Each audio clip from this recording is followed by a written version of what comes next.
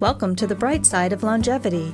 Join Dr. Roger Landry and guests as they discuss the bright side of getting older through healthy longevity. Guided by research, this lighthearted and educational discussion will leave you with practical tips and ways to impact your lifestyle to brighten life's journey.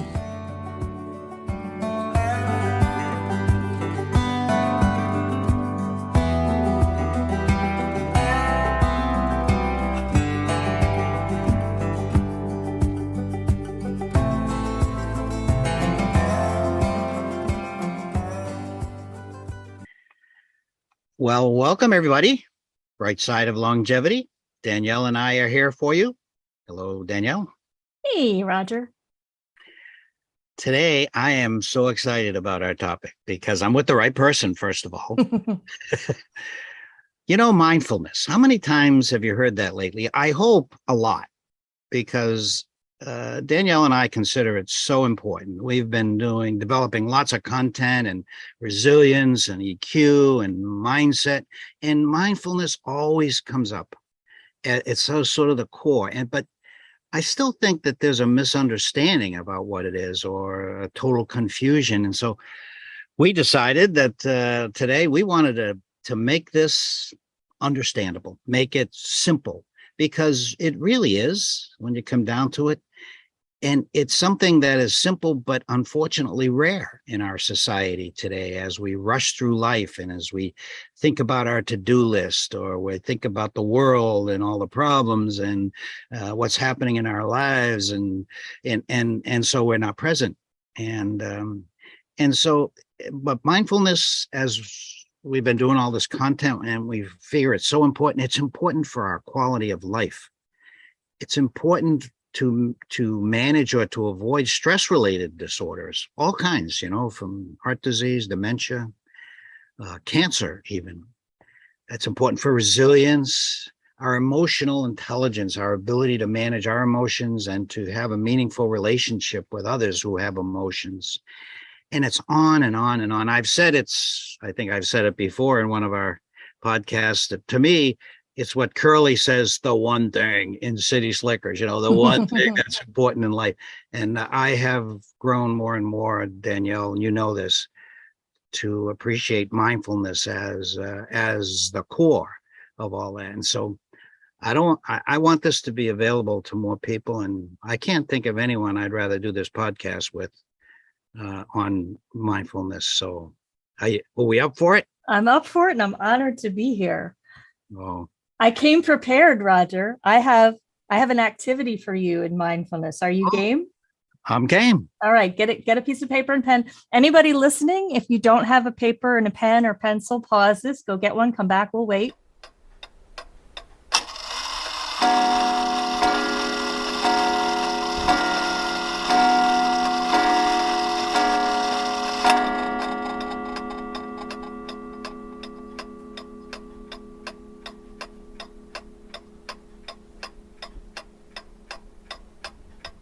Okay.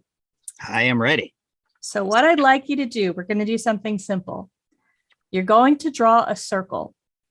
And the only rule is I want you to take time to inhale and exhale. So in other words, you might inhale as you're drawing half the circle.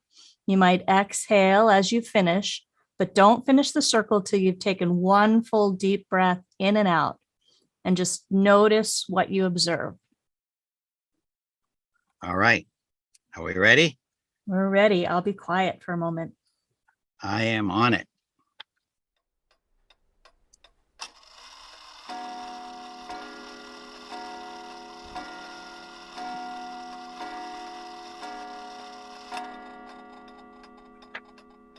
Okay. Good. All right. So tell me what you experienced, Roger, and I'll tell you what most people might have experienced. Well, it was really something. When I started, I said to myself, "Oh, a circle. I'm not sure I can do this, but I'm going to do it." And as I started to inhale and to draw, sort of everything went quiet in my head, and it was just going through that motion, which was very nice, very pleasant, Nice. actually. And then as I was exhaling on the second part, I got to about 9 o'clock, 3/4 of the way through, and I made a little squiggle. I don't know why. And I made a face, and I said, "Oh, I'm going to screw the rest of it up." And I finished it. So it was like half pleasant and half, self-critical. Yeah, that's a perfect example. Number one, when you were breathing and when thoughts went away, it's because you were really more focused on your breath and just drawing the line without judging it. As soon as you started judging, like, oh, this is a terrible circle, your mind went someplace else. It started wandering again. So the mind wandering, very common, the self-judgment, very common. And not just self-judgment, judgment in general, like, this is stupid. Why am I doing this? This is a waste of time. Or maybe someone's like, I got to pick up my kids up at 3. I've got to go to the grocery store. And so it's really easy to be anywhere but here, just very simply drawing a circle and taking a breath. So that's pretty, that's one of the best definitions or examples of understanding it that I have heard. I'm not surprised coming from you, Danielle.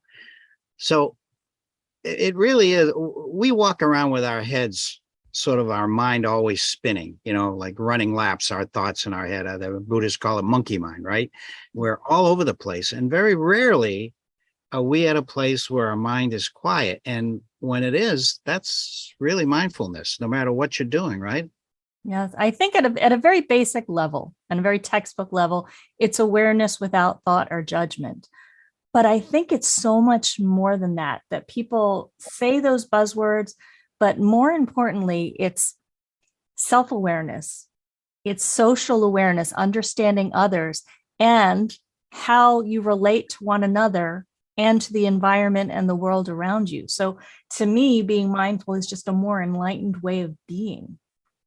Ah, I'm for that. Who wouldn't be, right? So, I guess it really comes down to how do we shut our mind down? Because it seems as if when we can do that, then we're more present in this moment. I read a book once, Type A Personality in Your Heart, and said, life is a series of moments. Miss those moments, miss your life. Yeah.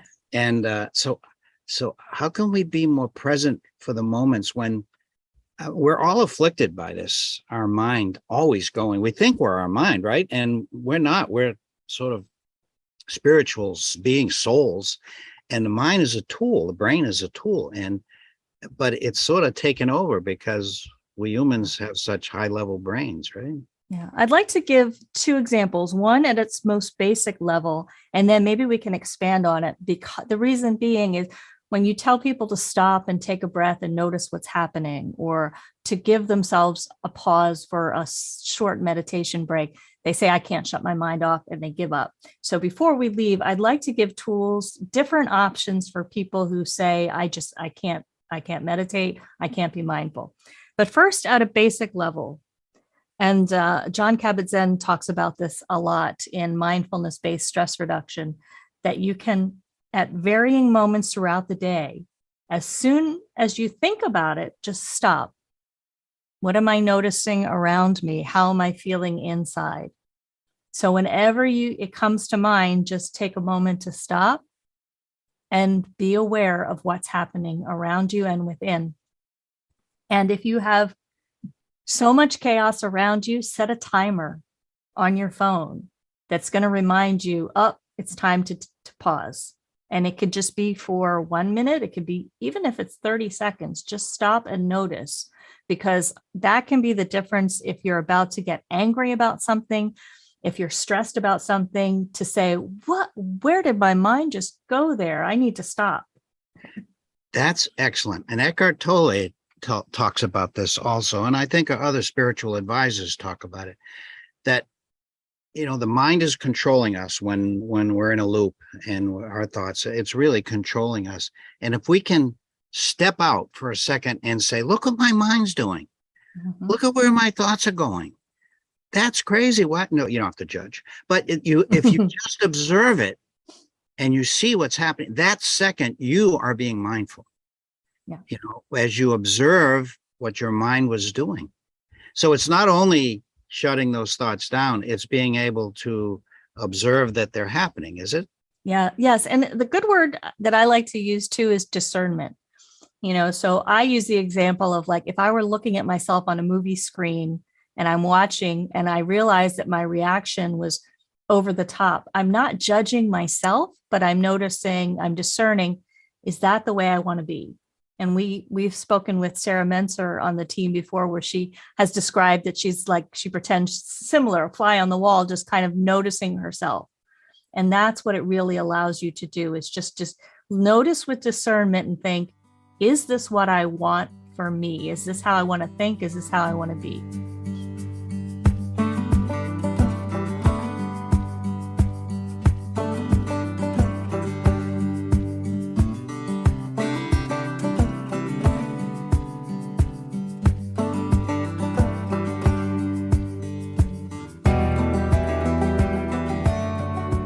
So Danielle, when we're talking about this whole topic of mindfulness, meditation always comes up, and that's appropriate. But I think people can be confused about exactly what meditation is. Yeah, people use them interchangeably, and mindfulness is all encompassing. It's the awareness without thought or judgment. It's noticing what's happening around you and within you. Meditation is the process around mindfulness. So you can be mindful without necessarily sitting and meditating. Meditation would be setting the intention, like, okay, I'm going to go in this room. I'm going to shut the door where it's quiet. I'm going to sit and close my eyes and take a few deep breaths, whatever the process is for you. So meditation is more the extended mindfulness and how you create that process around it. So whereas what we're doing today is mindfulness 101, mindfulness 201 would probably deal with meditation. Yes. Okay. We talked about this earlier when we were talking about what happened during the pandemic. During the pandemic, we all, I think, experienced a change in our lives, a disruption, and some sort of a new look at our lives. And one of the things I did is I started drawing, and I immediately noticed what was happening. I became just lost in the present moment of the shadows and the colors and the shades and the lines, and time went away, and there was no time, and I felt so good. And that's what we're talking about. Those are moments of mindfulness and presence, aren't they? Absolutely. And there are ways to tie it into a person's lifestyle that fits them. So for example, you were drawing. That might not be art, might not be someone's thing. Music might not be someone's thing. So, when we talk about it in terms, we always talk about lifestyle. So think about it this way. If you're looking at your lifestyle and you're saying, well, I'm a really social being, how do I bring more mindfulness into my social circle? It could be every interaction. What am I doing to make that interaction positive with that other person? You're the one who put me on to the book, How Full Is Your Bucket? Yes. And that, to me, it was so simple, but, every day, are you putting a drop in to enhance someone's lives? Or are you taking a drop out? Or when you think about, physical, it's noticing when you're running around the day, I've spoken with clients who don't know they're ready to burn out until they crash. They have to shut their phone off, climb under the covers because they're sick, and just disappear because they didn't notice their body showing signs of stress. So mindfulness can show you on the physical sense. On the spiritual or the peace and fulfillment, as you mentioned, doing art. And intellectual is kind of what we're talking about with that fly on the wall, just looking at our reactions, noticing and observing other people. So it can be part of every facet of every day for us. But don't get into the trap, right? I mean, as you do this, you're becoming aware of, saying, a conversation you're having with someone or how you're looking at something, and then saying, God, that was awful. I'm a scumbag for doing that. Don't get into that trap, because then you're judging, right? And then your mind is taken over again. It's just being aware of what's happening, with and accepting it and with judgment, but noticing it. It's like we're walking through our lives in coma, and have you ever gotten into a car or something and driven 10 miles or so and not remember anything that you saw, or what trees, or the wind was blowing, Right. sun was out? You forgot how you got there. You're suddenly, hey, I'm at the grocery store, but I don't remember driving here. Because you were in your head, Yeah. and certainly you're paying attention to driving, and you can be very present as you drive. Of course, if someone cuts you off, and you start yelling and screaming, that doesn't count. But really, it's really about living and being alive, and where you are, your whole self. Where are you during these moments of your life? Are you in the moment? John Kabat-Zinn wrote, wherever you are, be there, rather than having your head take you out somewhere else. So maybe how about some other things that we might do to bring ourselves into a state of presence and being mindful. Drawing is one, but I think when you're with a pet, frequently, just with a pet, I think that can do it. I know it lowers blood pressure and makes you healthier being with a pet. I think that can do it. That's like being with nature. And you must know a bunch more.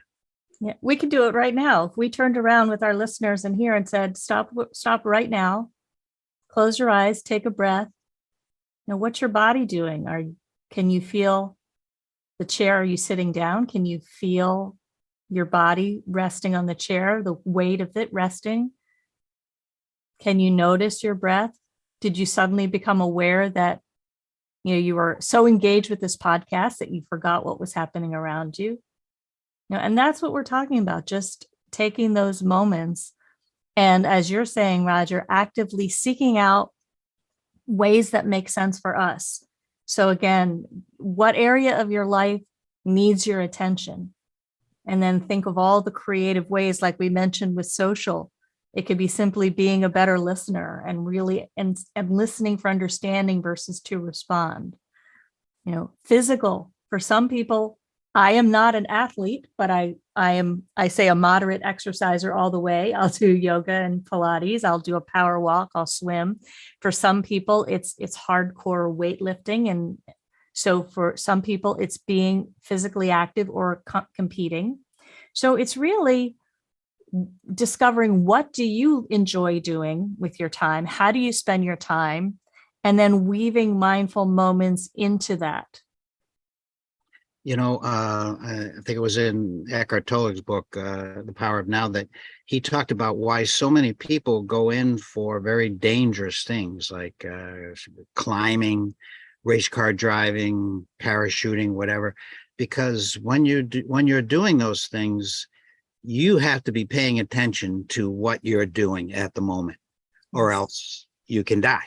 Yes. And so this is sort of doing something that requires you to be totally present. And people talk about a rush, right? Yes. Don't they? And and we know the endorphins flow during these moments, and that's basically what's happening. You're paying attention to what you're doing. It doesn't have to be life-threatening, and we can work at this so that we can experience these more. And I know you would say this, but I'll say it. There's no way we can be this way all the time. No. And what you discussed was kind of the flow state, right? So in positive psychology, when you get in that zone, it requires your complete attention. You don't necessarily have to do something life-threatening, but it can definitely be life-changing. You've had it with drawing. I've had it with writing, where all of a sudden the ideas come pouring out. So that's flow state. You cannot possibly work at optimal level without a break. So no, you can't be mindful all the time, because we're human. And we probably wouldn't want to be. But only seconds can make the difference, right? So, if you're all wound up, so to speak, and you can do something that even for seconds will sort of reboot your head and make you present. That itself can protect you from not only the anxiety that you feel, but also the disease, the high blood pressure and the cardiovascular disease, and certainly make you a better person to have a relationship with. Don't you want to have a relationship with someone who really pays attention to what's happening between you, and is not always somewhere else? Yeah, just listening to the other person and just giving them even the gift of time and being fully present without looking at your phone, without getting distracted by other things, and notice how those relationships change. And you actually I'll give a bonus tip in terms of relationships. A lot of times, particularly people who've been in relationships for a long time, whether it's a family member or a romantic partner, they start to nitpick, and people discovered this during lockdown, all the annoying stuff they didn't realize about their partner or family members. With mindfulness, you can shift the focus and say, wow, what are the good qualities? Like, oh, he emptied the dishwasher without, I didn't ask, he just did that, save me time. Or, somebody took the dog out for a walk when I was busy. Start to notice what little things, like, oh, they made me they make me dinner every night. To start to notice the good qualities and see how it affects your relationships. For the better, I'm sure. So anyone can do this, really, right? Absolutely. And as you say, it's a personal thing, that it fits with your life. But I know when I'm being mindful. Like the first half of that circle, I knew there was a difference. Yes. And when I draw, I know there's a difference, and you're there. It's really a beautiful place. Yes. It's not, it's not like being in some altered state or anything. In fact, it's just the opposite. It's being more present for the moment rather than distracted and mind off. So I know, I believe that what we've talked about says it's simple, that it difficult for sure in our environment, but is something that when you pay attention to, it becomes very doable. The results are fantastic. I mean, there's health, quality of life, everything. It's just sort of the core of being human. And I hope we've made it more understandable. I think you have for me. I know you have for me, and I hope for more people, Danielle. It's what you do, don't you? Well, thank you for inviting me to talk about this topic. It's, of course, one of my favorites, as you know. Any last tips for anyone? I think I gave a ton, so I don't want to overdo it.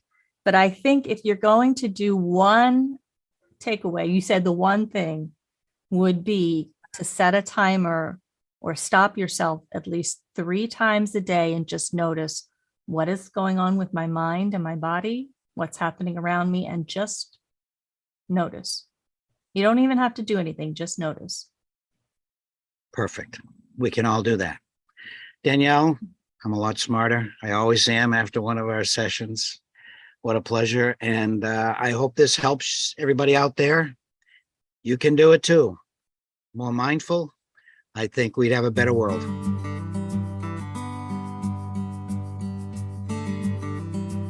You've been listening to Dr. Roger and Friends, The Bright Side of Longevity. If you like the show, please rate and review, and be sure to click to follow.